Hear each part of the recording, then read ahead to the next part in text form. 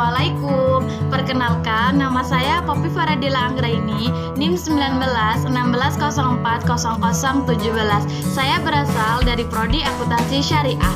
Di sini saya akan menjelaskan bab kelima atau pertemuan kelima dari merintis usaha baru dan model pengembangannya. Yang pertama, cara memasuki dunia usaha.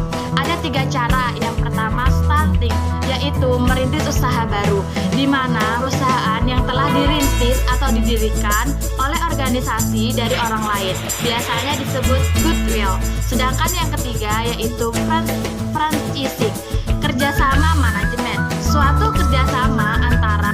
Yang ketiga yaitu franchising, kerjasama manajemen, yang mana kerjasama antara entrepreneur dengan perusahaan besar dalam mengadakan suatu pengadilan persetujuan jual beli hak monopoli, biasanya disebut waralaba. Yang B, profil usaha kecil dan model pengembangannya. Dalam Undang-Undang Nomor 9 Pasal 5 tentang usaha kecil ini disebut beberapa kriterianya. Yang pertama, memiliki kekayaan bersih sebanyak 200 juta, tidak termasuk tanah maupun bangunan. Sedangkan yang kedua, memiliki hasil penjualan tahunan yang paling sedikit 1 miliar.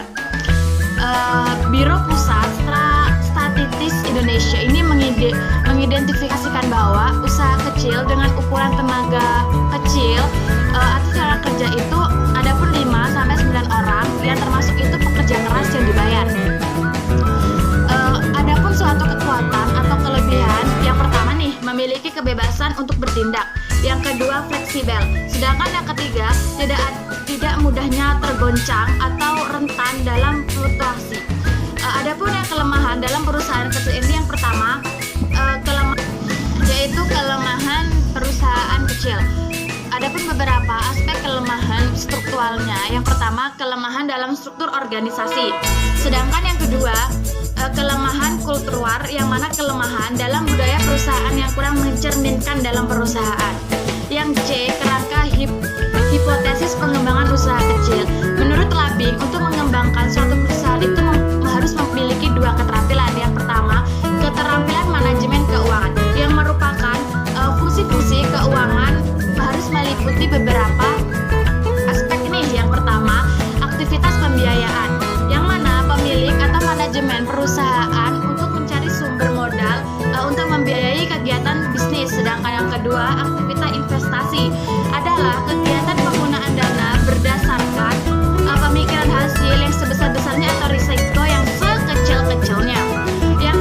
Yang ketiga, aktivitas bisnis. Aktivitas bisnis ini adalah kegiatan untuk mencari laba melalui efektivitas penjualan barang atau jasa yang efisien, biaya yang menghasilkan suatu laba. Sedangkan yang keempat, aktivitas penganggaran modal, yang digunakan untuk melukiskan tindakan atau perencanaan dan pembelanjaran pengeluaran modal, seperti ini, pembelian equipment yang baru untuk memperkenalkan suatu produk baru. Adapun metode-metode yang digunakan, yang pertama, metode average rate and return, yaitu mengukur berapa sih tingkat keuntungan rata-rata suatu investasi. Sedangkan yang kedua, metode payback, yaitu mencoba mengukur investasi kembali. Yang ketiga, metode net present value, yang mana mengukur antara selisih antara nilai sekarang investasi dengan nilai-nilai yang penerimaannya bersih atau laba bersih. Metode yang keempat, metode internal rate and return, yaitu menghitung tingkat bunga yang menyamakan nilai atau investasi dengan nilai sekarang.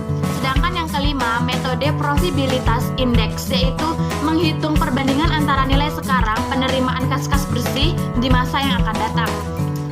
Adapun nih, tujuan manajemen keuntungan dalam memaksimalkan suatu nilai perusahaan, yang mana keterampilan manajemen personal, yang mana adapun satu penerimaan diri, yaitu menginvestasikan untuk melakukan hal yang terbaik dalam perusahaan. Sedangkan yang kedua,